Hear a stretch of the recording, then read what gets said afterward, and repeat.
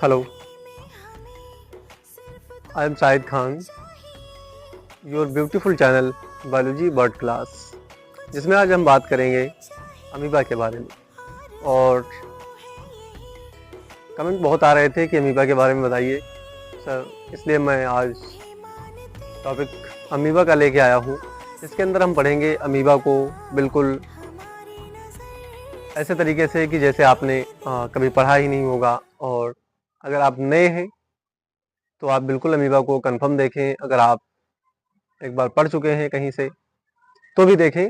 आज अमीबा इस प्रकार से पढ़ाएंगे जैसे आपको एक एक लाइन, एक एक वर्ड लर्न होता चले। आप चाहे बोर्ड के लिए तैयारी कर रहे हो, चाहे आप किसी कंपटीशन की तैयारी कर रहे हो, अमीबा से क्वेश्चन भरपूर पूछे जाते हैं और अमीबा के कुछ पार्ट के बारे में भी पूछे जाते हैं। प्रोटोजोआ से लगभग क्वेश्चन करीब करीब आते हैं और कंपटीशन में लगभग प्रोटिस्टा फाइलम से तो क्वेश्चन पूछे जाते हैं। एक दो बार क्वेश्चन जरूर आते हैं, कितना हार्ड कंपटीशन क्यों ना हो, कितना नॉर्मल कंपटीशन क्यों ना हो।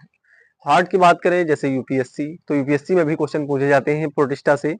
और अगर हम बात करें नीट की, नीट भी एक हार्ड एग्जाम है, तो आप नीट में तो है ही हैं, नीट की तैयारी कर रहे हैं और नीट की प्रिपरेशन कर रहे हैं। नीट में क्वेश्चन प्रोटिस्टा से तो कंपलसरी पूछे जाते हैं। और अगर हम बात करें बोर्ड की, तो बोर्ड में तो इसका थ्योरी भी लिखनी आती है और इसके बारे में भी लिखना आता है, चाहे क्लास 10th का बोर्ड हो, चाहे क्लास 12th का बोर्ड। बोर्ड की तैयारी कर रहे हैं तो इसको कंपलसरी पूरा ए टू जेड देखना पड़ेगा और इसके बारे में लिखना पड़ेगा। कंपटीशन की तैयारी कर रहे हैं तो कंपटीशन में पढ़ना पड़ेगा, वो भी और डेप्थ में पढ़ना होगा, तभी आप इस क्वेश्चन निकाल पाओगे, बना पाओगे। अगर ऊपर ऊपर से आप पढ़ रहे हैं तो आप क्वेश्चन इसके नहीं बना पाएंगे और आपको ये बोझ लगेगा। और इतने आसान क्वेश्चन अगर आपसे छूट जाए तो फिर बहुत हार्मफुल तकलीफ होगी और आप परेशान हो जाएंगे कि इतना परफेक्ट आता था अमीबा और फिर उसके बाद में इससे हमारे क्वेश्चन छूट गए। और जब ये क्वेश्चन छूटता है, नेगेटिव मार्किंग लगती है, तो जो दर्द होता है ये एक स्टूडेंट ही बता सकता है, कोई नॉर्मल व्यक्ति नहीं बता सकता है कि कितना दर्द होता है। एक क्वेश्चन आता है और वो छूट जाए या गलत हो जाए और फिर उसके बाद में जो क्वेश्चन तुमने करके रखे हैं, जो नंबर तुम्हारे पास एग्जिट हो चुके हैं, उसमें से एक नंबर कट जाए तो पेन तो होगा होगा। ठीक है, तो आज हम बात करेंगे अमीबा की। और आप हमारे साथ जुड़े हुए हैं, आपके चैनल का नाम, हमारे चैनल का नाम, आपके ब्यूटीफुल चैनल का नाम, हम सबके चैनल का नाम बायोलॉजी वर्ड क्लास, जिसके अंदर हम पढ़ रहे हैं बायोलॉजी वर्ड क्लास 0.1 हमारे बैच का नाम है और हम तैयारी कर रहे हैं क्लास 10th की। हमने 90 दिन का टारगेट बनाया है। 90 दिन के अंदर में हम कंप्लीट साइंस क्लास 10th की कंप्लीट करेंगे, जिसके अंदर हम जूलॉजी, बॉटनी, फिजिक्स, केमिस्ट्री चारों सब्जेक्ट कंप्लीट करेंगे और 90 डेज का टारगेट है। इसके अंदर हम ग्रामर भी कुछ पढ़ेंगे और ग्रामर पढ़ने के बाद में अगर टाइम बचता है तो हम मैथ का भी डिस्कस करेंगे।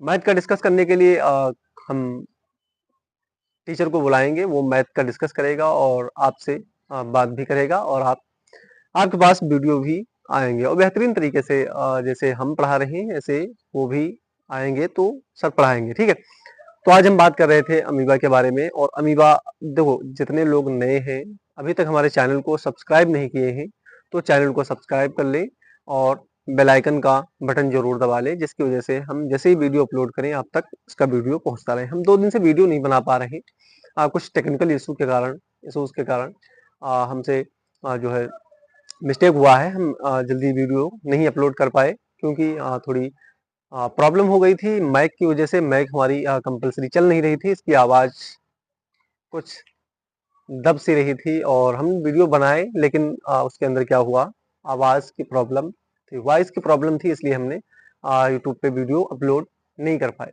तो आप धैर्य रखें, जुटे रहें। मैं 90 दिन का डेज का टारगेट लिया हूँ, तो 90 दिन में आपको कंप्लीट में पढ़ा के ही छोड़ूंगा। आप अपनी अदर विषय हिंदी, इंग्लिश और जो भी तैयारी कर रहे हैं कहीं से अपना तैयारी करें। साइंस हमारे भरोसे छोड़ दें, साइंस और ग्रामर और मैथ, ये 3 सब्जेक्ट हम आपको ऐसे पढ़ा देंगे जैसे आप ग्लास में ठंडा पानी पीते हैं, ठंडा पानी थोड़ा लगता है फिर उसके बाद में बड़ा अच्छा लगता है। तो हमारी बातें थोड़ी कड़वी लगेंगी, फिर उसके बाद में बड़ी अच्छी लगेंगी। जब आप बोर्ड का एग्जाम लिख रहे होंगे तो हम याद जरूर आपको आएंगे। ठीक है, तो हमारे से जुड़े रहें और अपना प्यार जरूर दिखाया करें, लाइक कमेंट शेयर जरूर किया करें। आप अगर लाइक कमेंट शेयर जब करोगे तो इससे हमारा हौसला बढ़ेगा और आप तक आपके जैसे ना मालूम कितने बच्चे अनपढ़ रह जाते हैं पैसों की वजह से, फीस की वजह से। और मेरा टारगेट यही है कि जो ये पैसा खींचने वाली कंपनियां हैं, मैं इन पे कुछ ना कुछ तो इफेक्ट डालूंगा ही, लेकिन आपका साथ होना चाहिए तभी। तो आज हम बात करने जा रहे हैं अमीबा की। अमीबा एक ऐसा एलिमेंट या ऐसा एनिमल है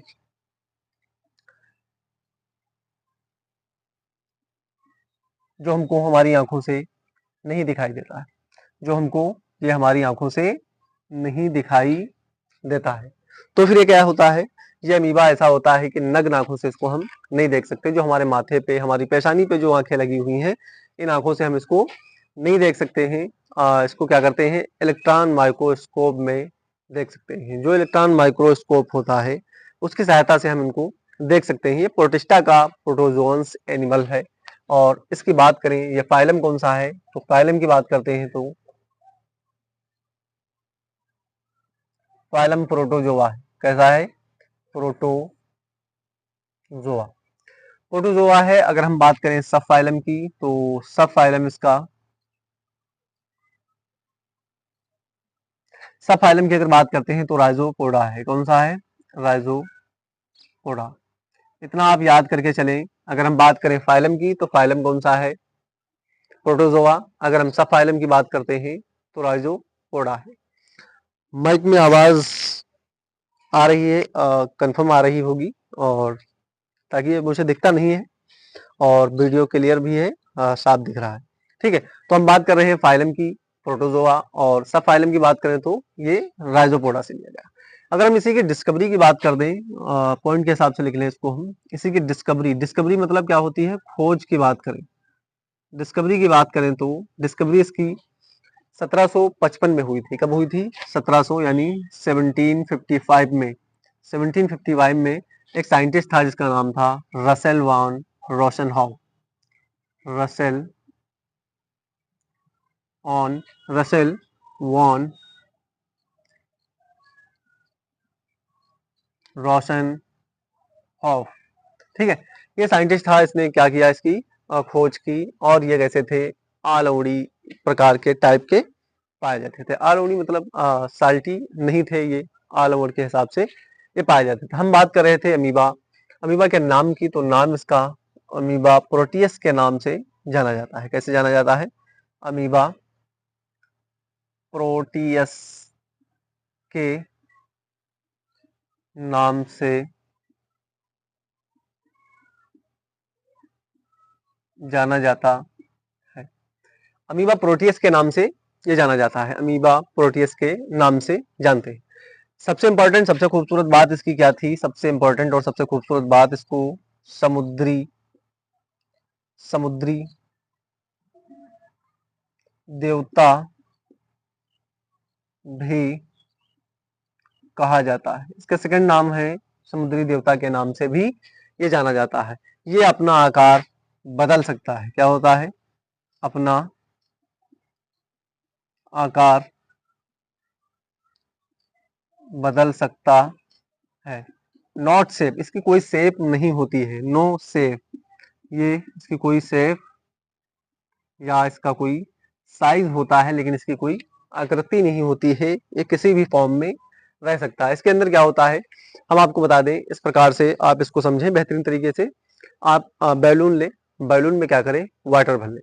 वाटर भरने के बाद में क्या करें, उस वाटर को बैलून के अंदर भर लिया। बैलून को भरने के बाद में उसको किसी चीज से बांध दें। बांधने के बाद में उस बैलून को जमीन में रख दें, यानी कि जमीन में रखेंगे। और जमीन में जैसे ही रखेंगे तो क्या होगा, उसकी कोई शेप नहीं होगी। क्या होगा, वो इधर उधर बिखरा हुआ होगा। अगर मान ले बैलून कोई थोड़ा कड़क आपने बनाया है तो बैलून की शेप बन जाएगी। अगर कोई आप ढीला बड़ा सा बैलून ले लें तो उसकी कोई आकृति नहीं होती है। वो क्या होता है, इधर उधर जिधर से उंगली मारोगे उधर ये क्या हो जाएगा, खिसकता हुआ आगे बढ़ता चला जाएगा। जिधर इसका पानी यानी वाटर ट्रांसफर होगा उसी तरफ क्या होगा, वो बैलून लुढ़कता हुआ चला जाएगा। तो इसी प्रकार से अमीबा होता है। अमीबा में क्या पाए जाते हैं, स्यूडोपोडिया पाए जाते हैं और पैरापोडिया पाए जाते हैं। पैरापोडिया की सहायता से ये आगे बढ़ता रहता है और अपने टारगेट तक पहुंचता रहता है। हम अभी इसका स्ट्रक्चर की बात करेंगे। अब हम बात करेंगे थोड़ा हैबिट एंड हैबिटाट के बारे में। आप इसका स्क्रीनशॉट ले लें, फिर उसके बाद में हम जल्दी से आगे बढ़ते हैं और पढ़ते हैं हैबिट एंड हैबिटाट। जल्दी से हम आपको गारंटी देते हैं कि आपको बेहतरीन तरीके से याद करवाते हुए चलेंगे और आप इसको याद करेंगे। मैं डाल दें, लिखने में तो पैसे जाएंगे नहीं, एक कलम 3 रुपए की जाएगी, एक कॉपी जाएगी और आप उसको क्या करें, साथ साथ में हमारे नोट करते चलें, ठीक है। और मेहनत नहीं करेंगे तो आप समझ ही रहे हैं क्या होगा। हाथ चलाओगे उंगलियों का खून दौड़ेगा, पैरालाइज नहीं होगा कभी। फाइलम प्रोटोजोआ सब फाइलम राइजोपोडा, डिस्कवरी 1715 में, रसल एंड वाटसन सब में, और अमीबा प्रोटियस के नाम से जाना जाता है। समुद्री देवता भी कहा जाता है, अपना आकार बदल सकता है। 4-5 पॉइंट हमने बताए और बड़े अच्छे पॉइंट लगे।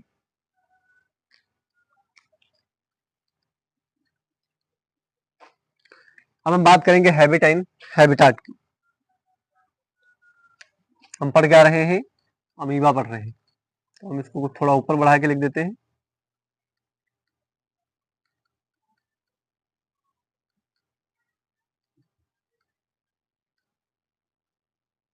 अमीबा पढ़ रहे हैं। अमीबा में हम पढ़ेंगे, दूसरी हेडिंग डाल लें, हैबिट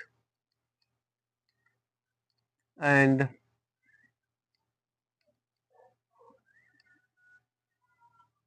हैबिटाट। हैबिट पढ़ेंगे और हैबिटाट पढ़ेंगे, आवास एवं स्वभाव। आवास एवं स्वभाव।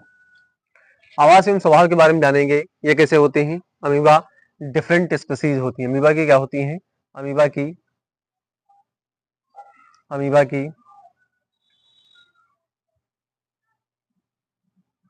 डिफरेंट स्पीसीज होती हैं।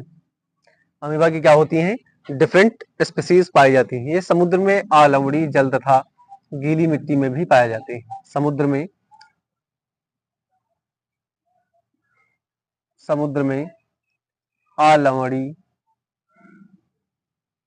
जहां पर साल्टी क्षेत्र नहीं होगा उस क्षेत्र में भी पाए जाएंगे, और ये नम मिट्टी में भी पाए जाते हैं। नम मिट्टी में भी पाए जाते हैं। नम मिट्टी में भी पाए जाते हैं। और ये कैसे होते हैं, अमीबा अमीबा जो है नम मिट्टियों में, समुद्र में, ऐसी ऐसी जगहों पे पाया जाता है जहाँ पे अमीबा डिफरेंट स्पीसीज समुद्र आलवड़ी नम मिट्टी में पाए जाते हैं। अब हम बात करेंगे अमीबा प्रोटियस जो होता है, ये अमीबा प्रोटियस, यहाँ पे दूसरा पॉइंट लिख लें हमारे साथ में, amoeba Proteus. Amoebae Proteus world भर में तालाब, झील,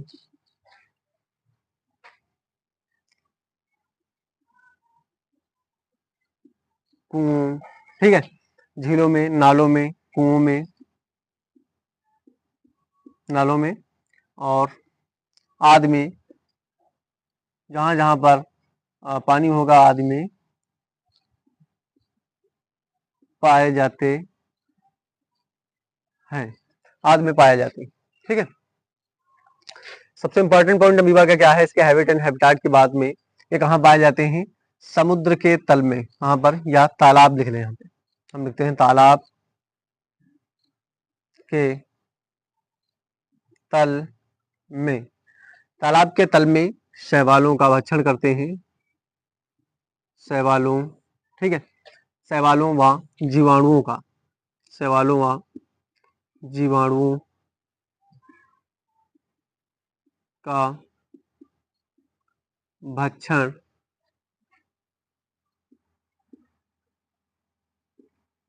करते हैं। शैवालों व भक्षण का भक्षण करते हैं और ये उसी की तली में बैठे रहते हैं, उसी की तली में बैठे रहते हैं। ये 3 पॉइंट हमारे हैं। अमीबा डिफरेंट स्पीसीज समुद्र में आलवड़ी नम मिट्टी में पाए जाते हैं। अमीबा प्रोटियस अमीबा प्रोटियस पूरे वर्ल्ड भर में, कहाँ पर,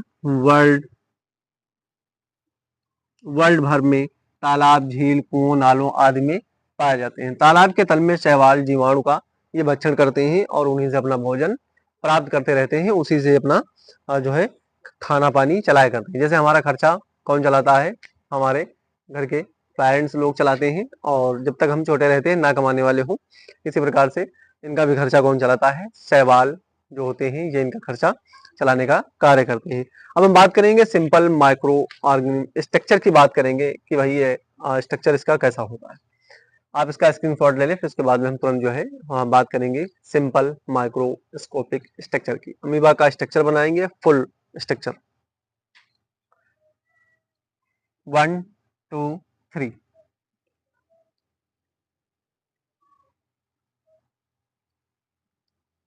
simple microscopic structure, simple microscopic structure की बात करेंगे हम।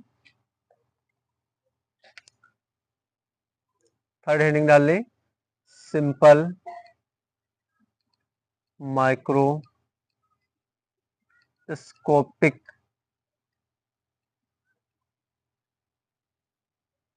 स्ट्रक्चर।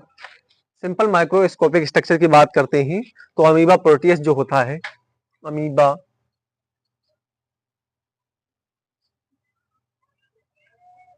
प्रोटियस 0.6 mm, कितना 0.6 mm तक के व्यास का होता है। कितना होता है, सिंपल माइक्रोस्कोपिक से देखने पर, किसके द्वारा, सिंपल माइक्रोस्कोपिक के, सिंपल माइक्रोस्कोपिक द्वारा देखने पर हमको दिखाई देता है। ये कैसा होता है, इसमें सबसे खूबसूरत बात ये कलरलेस होता है। कैसा होता है, कलरलेस होता है, CURS कलर, ये कलरलेस होता है और इसके अंदर कलर नहीं पाया जाता है, बट ये लिविंग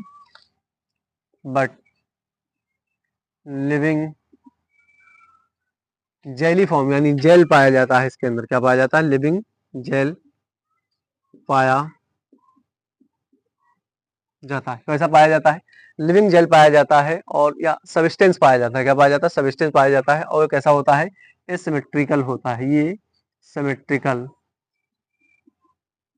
एसिमेट्रिकल ड्रॉप लाइक होता है। कैसा होता है, ड्रॉप लाइक होता है, एक वाटर के ड्रॉप जैसा होता है, और इसका स्ट्रक्चर जो होता है दिखाई देता है, या ड्रॉप लाइक होता है। इसी प्रकार से ये दिखाई देता है। ये क्या हो जाता है, हमारा अमीबा हो जाता है। अमीबा के बारे में, स्ट्रक्चर के बारे में हम इसका कंप्लीट स्ट्रक्चर बनाएंगे, कुछ इसके पॉइंट हम थोड़े पढ़ेंगे, और फिर उसके बाद में हम इसका स्ट्रक्चर कंप्लीट बना लेंगे। ठीक है, हमने क्या क्या पढ़ा इसके अंदर, अमीबा प्रोटियस जो होता है 0.66 mm तक के व्यास का ये होता है, 0.66 mm के व्यास का होता है।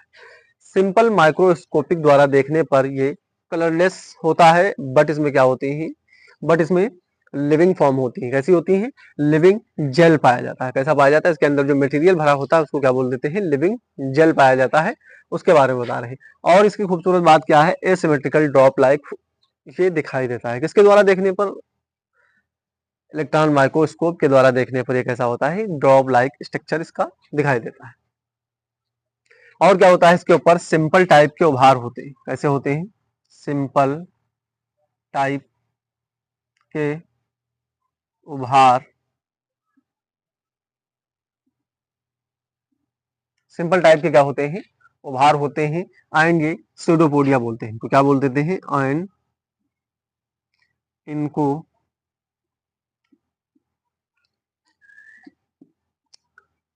पैरापोडिया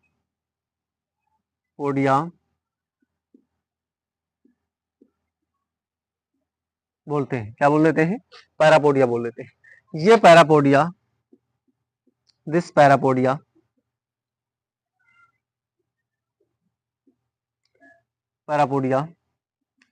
लोकोमोशन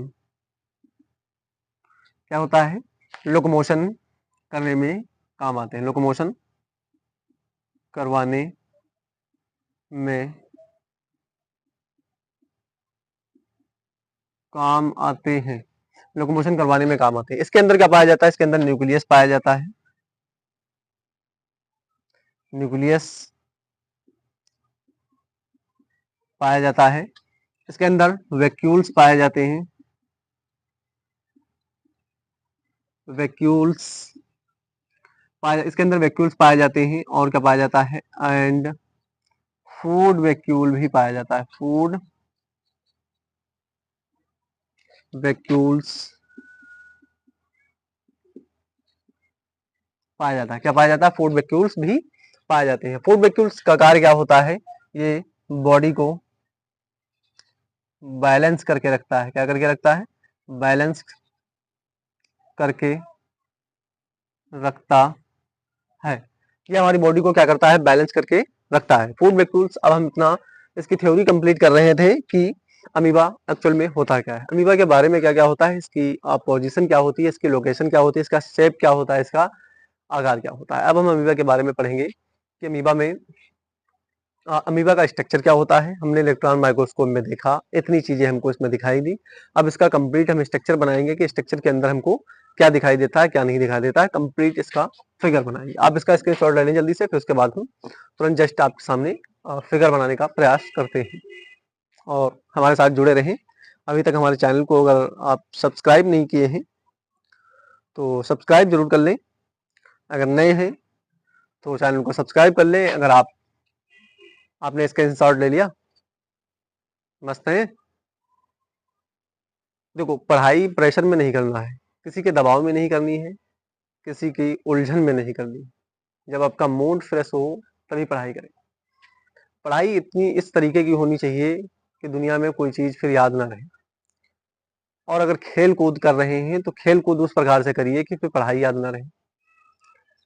खाना अगर खा रहे हैं तो कोई चीज याद ना रहे, सिर्फ खाना ही खा रहे हैं। अगर किसी चीज मंदिर या मस्जिद में इबादत करने के लिए जा रहे हैं तो वहां पर सिर्फ वही याद हो और दूसरी चीज कोई याद ना हो। जो काम करें स्पष्ट एक ही प्रकार से करें, एक ही तरीके से करें। ये नहीं कि आपके ब्रेन में 365 चल रहे धंधा।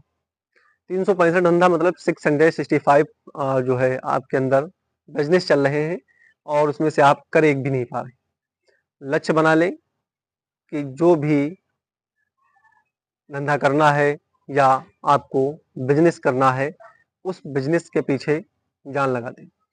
चाहे बिजनेस वो आपका पढ़ाई का हो, चाहे वो बिजनेस आपका फार्मर का हो, चाहे आपका बिजनेस किसी छोटा बिजनेस हो या चाहे बड़ा बिजनेस हो, चाहे आप किसी सामाजिक या पॉलिटिकल करियर बनाना चाहते हैं। आप अभी से चुन लें कि हमको इसी क्षेत्र में जाना है। आप क्लास 10th से जब चुनेंगे तभी आप लाइफ में पछताओगे नहीं, सक्सेस जरूर हो जाओगे। अगर आप 25 साल की एज में जाकर के अपना गोल चुनते हैं तो दिक्कत होगी।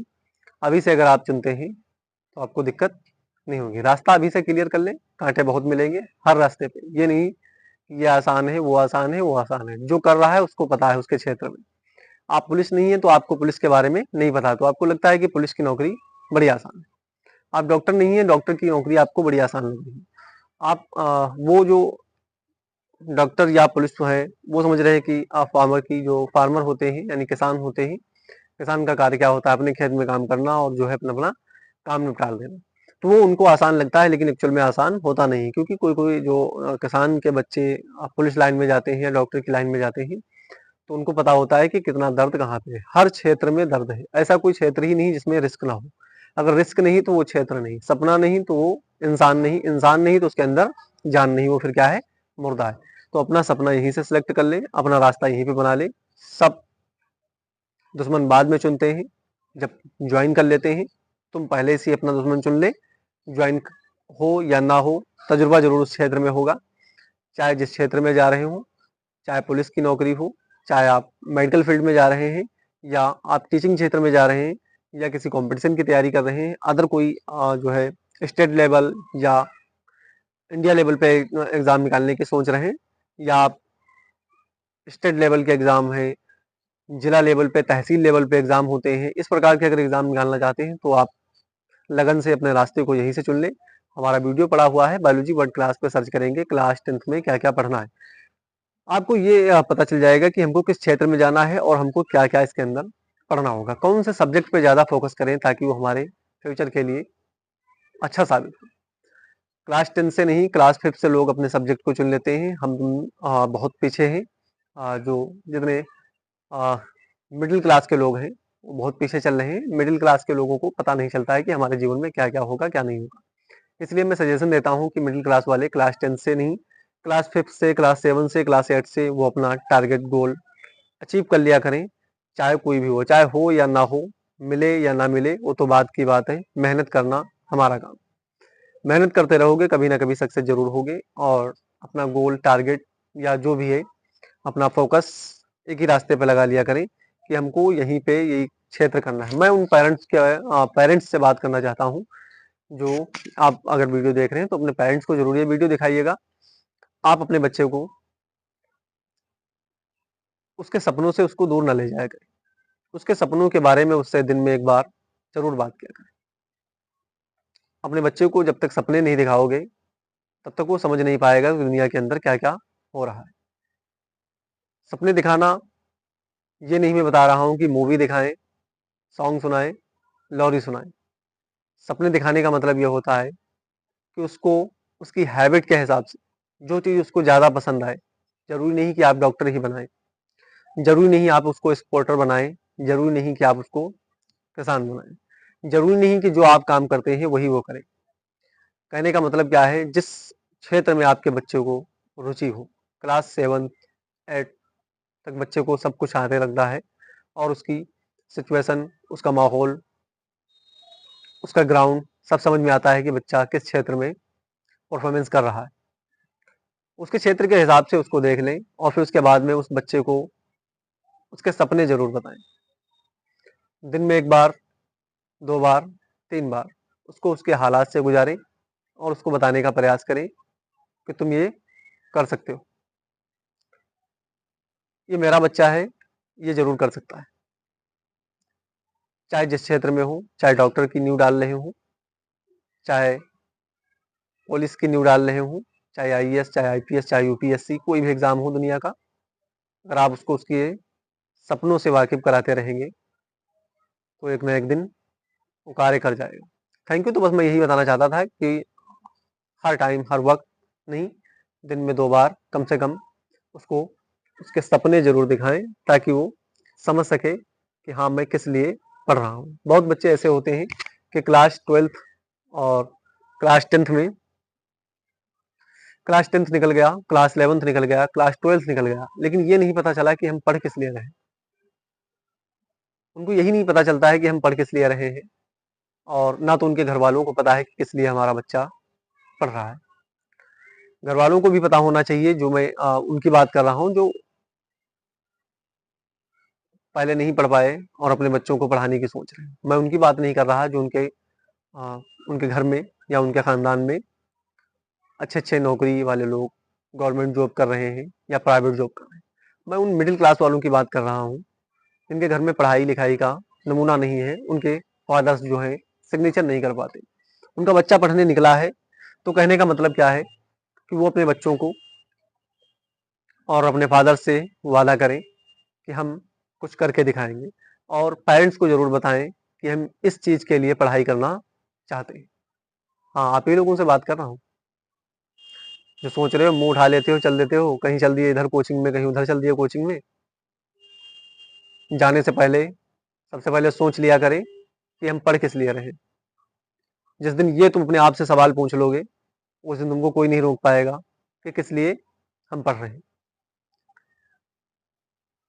इधर बस्ता उठाए इतना पीठ पे मोटा लाद के घूम रहे हो, उधर जाके 500 रुपए की मार्केट में किताब आ गई उसको ले लिए हो, उधर जाके ये किताब ले लो, वो कलम ले लो, वो कॉपी ले लो, दुनिया की सारी कॉपियाँ खरीदते रहते हो, अच्छे-अच्छे स्कूलों में एडमिशन कराते हो।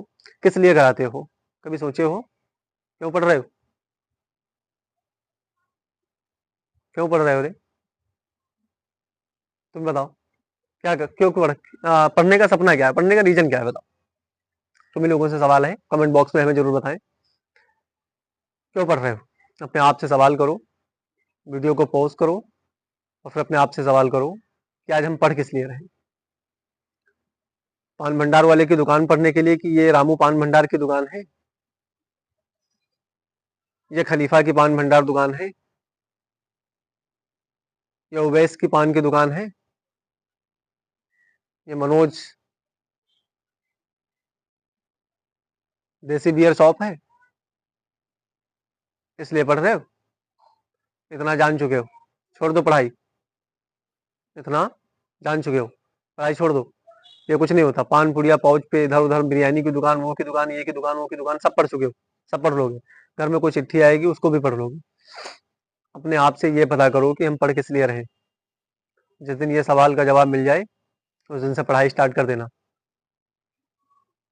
पढ़ इसलिए रहे हो, मैं बताता हूँ। पढ़ इसलिए रहे हो कि कुछ अच्छा करूं, पैसे कमाने के लायक बन जाऊं, समाज में बातचीत के ढंग आ जाए मुझे, कुछ हुनर के लिए। इसलिए पढ़ रहे हो कि समाज में कोई किसी को तकलीफ हो रही है तो आप उसकी मदद कर सको। इसलिए पढ़ रहे हो कि अपनी गरीबी को मिटा सके। इसलिए पढ़ रहे हो कि अच्छे कपड़े पहन सके। इसलिए पढ़ रहे हो कि बेहतर खा सके। इसलिए पढ़ रहे हो कि अपने घर वालों के सपने पूरे कर सके। इसलिए पढ़ रहे हो। ये किसी से छुपाना नहीं है बे, किसी से नहीं छुपाना है। इसीलिए तुम पढ़ रहे हो। यही है तुम्हारा सपना, यही होना चाहिए।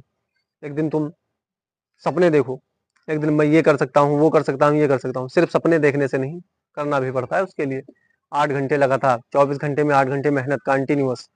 जान भी जा रही है तब भी तुमको पढ़ना पड़ेगा, नींद आ रही है तब भी तुमको पढ़ना पड़ेगा, सोने जा रहे हो तब भी तुमको पढ़ना पड़ेगा, खाना नहीं खाए हो फिर भी तुमको पढ़ना पड़ेगा। 8 घंटे लगातार जब तक नहीं पढ़ोगे तब तक काम नहीं बनेगा।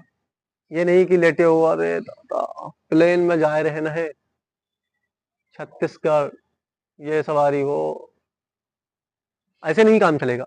पढ़ने से काम चलेगा। जब तक पढ़ोगे नहीं तब तक काम नहीं चलेगा। आंखें बंद किए लेटे हो, 10 करोड़ रुपए मिल जाए, कहूँ परे मिल जाए, परे क्या किसी की जेब काटोगे? वो भी तो सोच रहा है कि 10 करोड़ मिल जाए जिसके गिरेंगे। तुमको क्यों मिले? हाथ फैलाने वाले नहीं, हाथ फैला के देने वाले बनो। जब तक पढ़ोगे नहीं तब तक कुछ नहीं हासिल कर पाओगे। पढ़ाई से बेहतर कुछ नहीं है। गरीबी के नर्क से निकलना है तो पढ़ाई को अपना लें। दोस्ती यारी सभी छोड़ दें, किताबों से मोहब्बत करें, किताबों से इश्क करें। ये इश्क कभी आपको धोखा नहीं देगा। ठीक है, हम बात कर रहे थे अमीबा की, थोड़ा इमोशनल हो गए, कोई बात नहीं है, इतना चलता है। फ्रेश कर ले, थोड़ा मूड को फ्रेश कर ले, पॉज कर ले, थोड़ा थोड़ा पानी उनी 1-2 गिलास पी ले और फिर उसके बाद में फ्रेश हो ले। और हम बात कर रहे थे अमीबा की, मैं कुछ ज़्यादा बोल गया, ज़्यादा इमोशनल हो गया था। धैर्य रखें, पढ़ाई करें। मैं जानता हूँ मेहनत कर रहे हो, ऐसा नहीं कि मेहनत नहीं कर रहे हो, लेकिन मेहनत करो उस प्रकार की करो। वैसी मेहनत क्या करो कि खाना भी खा रहे हो, पेट भी नहीं भर रहा। वैसी मेहनत करने से क्या फायदा? खाना भी खा रहे हो, खाना खाने के बाद तुम भूखे भी हो, पेट तुम्हारा भी नहीं भर रहा, तो उस प्रकार की मेहनत करने से क्या फायदा कि तुम्हारा बोर्ड का एग्जाम ही ना निकले।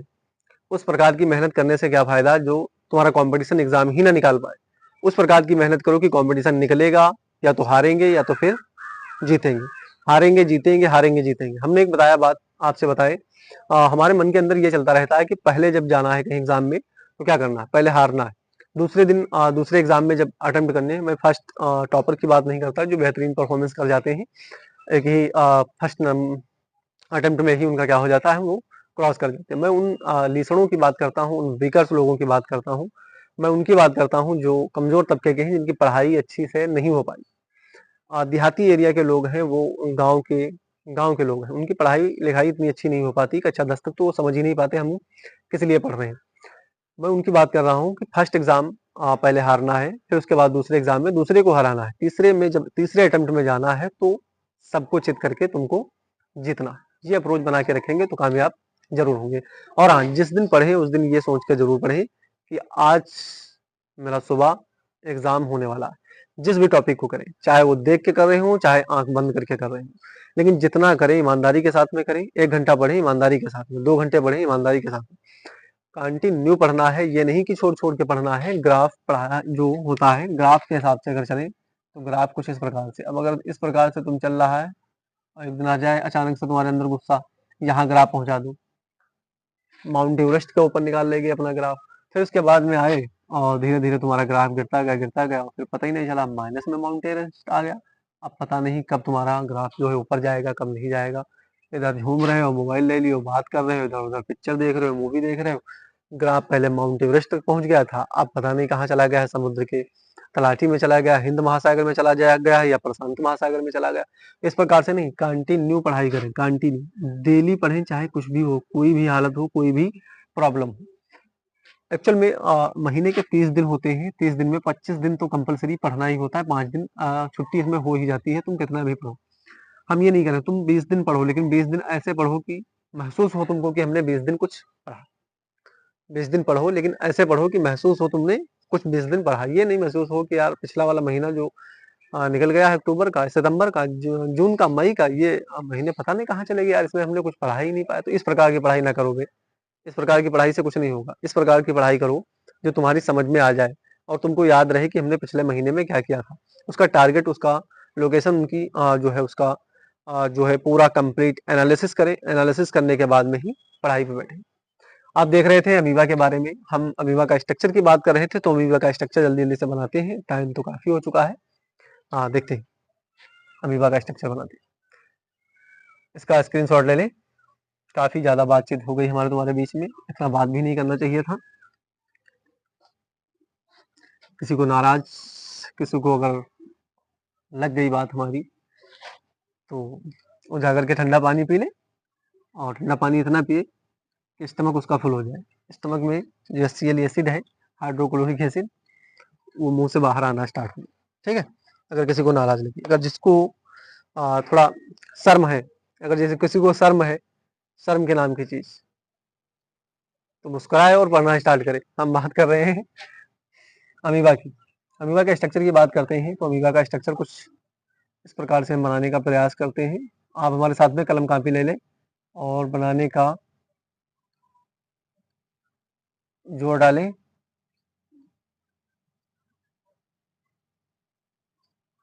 इसका कोई एक्चुअल में शेप नहीं होता है, आप जिस प्रकार से बना दोगे उस प्रकार से ये हो जाता है। ठीक है, अमीबा का स्ट्रक्चर।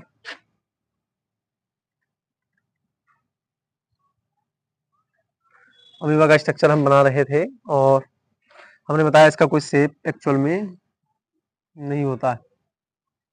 ठीक है, अब हम बात करेंगे इसके बीच में एक फूड वैक्यूल रिक्तिका पाई जाती है। ये इलेक्ट्रॉन माइक्रोस्कोप से देखा हुआ है, ये हमने नहीं देखा है, ध्यान रखना, ये इतना बड़ा दिखाई नहीं देता है, इलेक्ट्रॉन माइक्रोस्कोप से देखा हुआ है। ठीक है, इसके अंदर एक न्यूक्लियस पाया जाता है कुछ इस प्रकार से, इस प्रकार से न्यूक्लियस का स्ट्रक्चर होता है।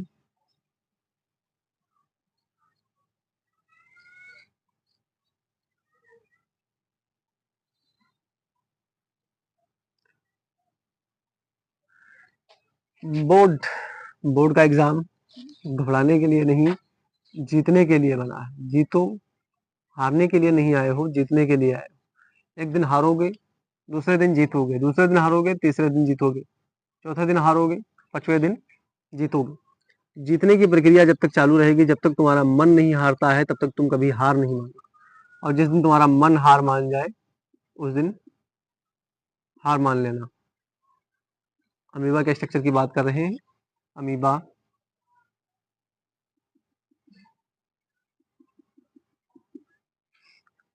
फूड वैक्यूल्स हमने बनाए और स्यूडोपोडिया बनाए। स्यूडोपोडिया के बाद में फूड वैक्यूल्स में काफी होते हैं जो फूड को एब्जॉर्ब करके रखते हैं।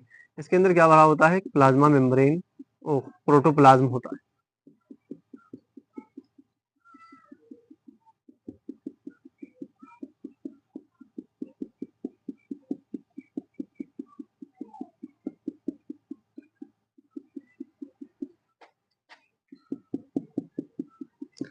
कॉपी कलम निकाल लें, साथ साथ में इसको बनाते रहें।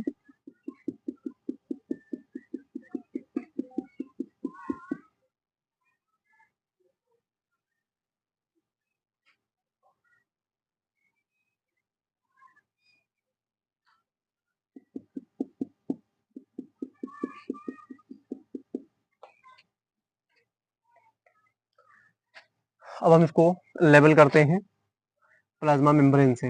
ये बाहर वाली परत जो दिख रही है इसको बोलते हैं प्लाज्मा मेम्ब्रेन।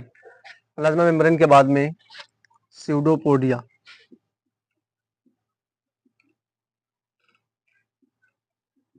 स्यूडोपोडिया, स्यूडोपोडिया के बाद में ये जो बीचों बीच में दिख रहा है इसको हम बोलते हैं न्यूक्लियस,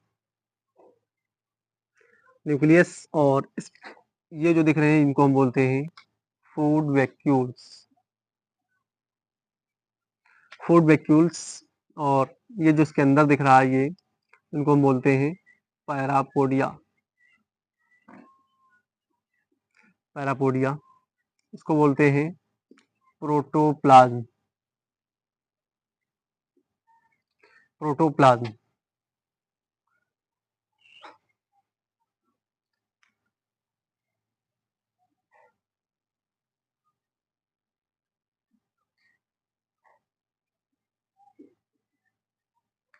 खाद्य धानी, हम बात कर रहे हैं फिगर की, तो फिगर है अमीबा, प्रोटियस।